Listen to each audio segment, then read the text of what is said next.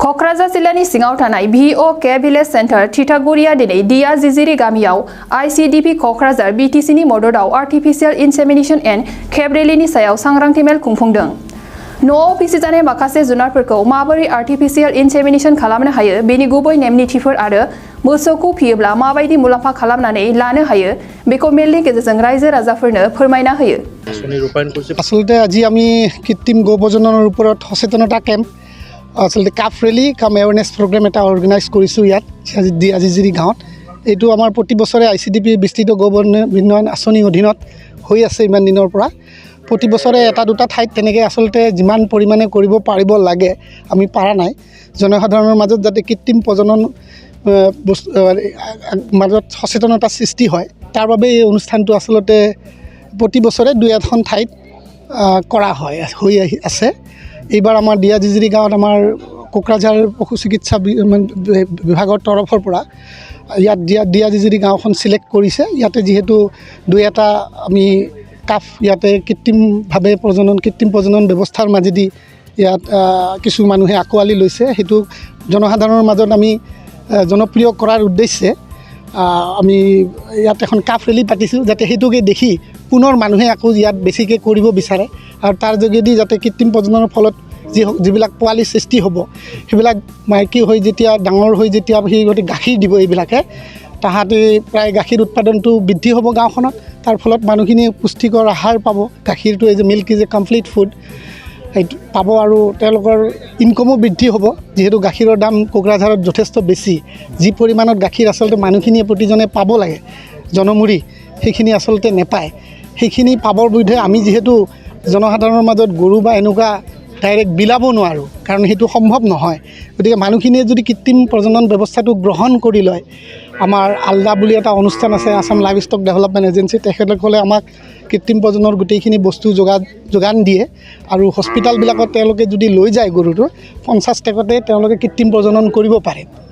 কিন্তু অকণমান দূৰ জেগাত অকণমান ছাৰ্ভিচটো যিহেতু চেণ্টাৰ নাই হয়। আচলতে কি হয় আমাৰ থলুৱা জাতৰ গৰুখিনিক আমি অধিক উৎপাদনক্ষমশীল কৰি তুলিব লাগিব।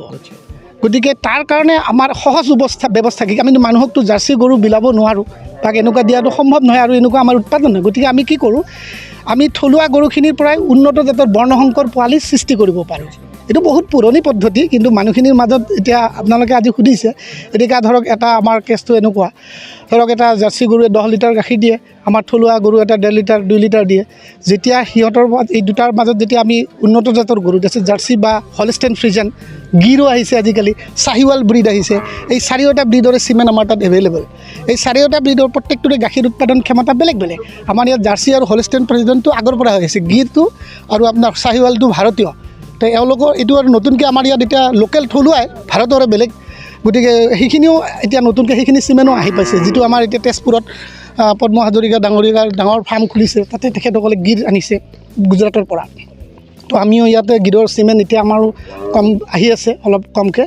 গতিকে এইটো যেতিয়া অধিক উৎপাদনক্ষম বেজীৰে গৰুৰ বীজেৰে মানে ধৰক চিমেণ্টেদি যেতিয়া আমাৰ ক্ৰছ ব্ৰিড কৰা হ'ব মানে থলুৱা গৰুটো যেতিয়া গৰম আহিব সেইটো সময়ত মানে ৰাতি এটা নিৰ্দিষ্ট সময় থাকে, সিহঁতে মানে 21 ঘণ্টামান প্ৰায় 21-22 ঘণ্টা গৰম হৈ থাকে। সেইখিনি সময়ত ৰাতিপুৱা গৰম আহিলে আবেলি বেজি দিব লাগে জেনেৰেল ৰুলটো, আৰু আবেলি গৰম আহিলে পিছদিনা ৰাতিপুৱা দিব লাগে।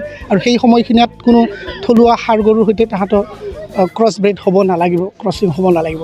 সেইখিনি সময়ত যদি বেজিটো দিয়া যায় তাৰ ফলত যিটো পোৱালি পাব, পোৱালিটো যদি মাইকী হয় আৰু সেইটো যেতিয়া চেউৰী হৈ পিছত যেতিয়া গাই হ'ব সেইটোৰহে উৎপাদনটো বেছি উৎপাদন হ'ব। ধৰক 10 লিটাৰ দিছিলে, 10 লিটাৰৰ পৰা ধৰক জাৰ্চিৰ 5 লিটাৰ আহিলে, লোকেলটোৱে যদি 2 লিটাৰ দিছে তাৰ 1 লিটাৰ আহিব, তো 5-2-6 লিটাৰ উৎপাদনক্ষমশীল গাই গৰু উৎপাদন হ'ব।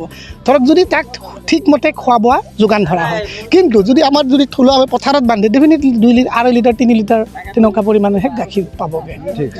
হয়, কাৰণে আচলতে এনেকুৱা যে আমি এতিয়া যিবিলাক থলুৱা গৰু আছে আমি এতিয়া যেহেতু এইবিলাকৰ উৎপাদন কম গতিকে এইবিলাক ৰাখাৰো পথাৰ কমি গৈছে ৰাখাটো বৰ ডাঙৰ অসুবিধা হৈছে আগতে আছে হাড় গৰু ৰাখিছিলে তাৰ খেতি বাতি কৰিবৰ বাবে বৰ্তমান সেইটো প্ৰায় কমি আহিছে গতিকে মানুহখিনিয়ে ট্ৰেক্টৰ আধুনিক কৃষি ব্যৱস্থা গ্ৰহণ কৰাৰ ফলত এই হাড় গৰু যিটো দি আগতে কৰিছিলে আমাৰ হালোৱা গৰু এইবিলাক যিবিলাক খেতি পথাৰ কৰিছিলে সেইটো ব্যৱস্থা প্ৰায় কমিয়ে আহিলে এতিয়া গতিকে মিল্ক উৎপাদনৰ গাখীৰ উৎপাদনৰ যিটো পথাৰ নোহোৱাৰ ফলত যিটো ঘাঁহ ইত্যাদিৰ অসুবিধা তাৰ কাৰণে আমি উন্নত জাতৰ যদি গৰু পুহোঁ এটা দুটা গৰু প্ৰত্যেকে ৰাখে আৰু তাক ঠিকমতে গোখাদ্য যোগান ধৰে তেতিয়াহ'লে সি আমাৰ ক্ৰছ ব্ৰীডৰ পৰা উৎপাদন হোৱাবিলাকে প্ৰায় 7 লিটাৰমান গাখীৰ দিব আৰু যদি সাধাৰণ ঘৰুৱা ছিষ্টেমতে ৰাখে তথাপি 3 লিটাৰ 2.5 লিটাৰ গাখীৰ দিব ফলত মানুহজন উপকৃত হ'ব গতিকে গাখীৰৰ চাহিদাটো পূৰণ কৰাৰ বেলেগ কোনো আৰু উদ্দেশ্য নাই মানে উপায় নাই এক কৃত্ৰিম প্ৰজনন ব্যৱস্থা গ্ৰহণ কৰিবই লাগিব আৰু সেইটো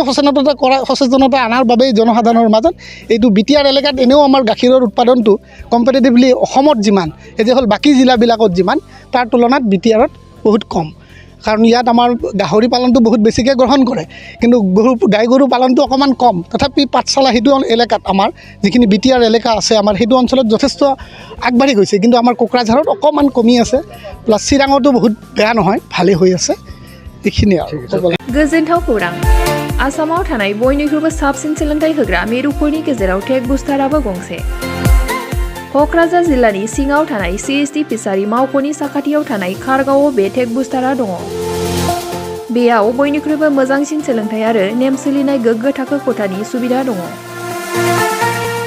सारा भारतनि गेजेराव सायख'जानाय बायदि सोलोंथाइजों सोमोन्दो थानाय फोरोंगिरिफोर दङ टेक बुस्टाराव प्रफेशनेल जार्नालिस्ट आरो टेकनिकेल कर्सफोरखौ होनाय जायो 24 घन्टा रैखाथिनि थाखाय मोजां सुबिदा आरो टेक बुस्टारा नोंथांमोनखौ सौहैहोगोन नोंथांनि थांखिसिम टेक बुस्टारा नोंथांनि सिमांखौ जाफुंसारनांगौनि थाखाय गांल' नङा साहस आरो गोहोबो होगोन सोलोंथाइ लाखांनायनि उनाव 100% प्लेसमेन्टनि खाबु दङ सोलोंनो गोसो गुदुं बिथांमोना 9395695095 जानबुं नाम्बाराव जगाजग खालामनो हागोन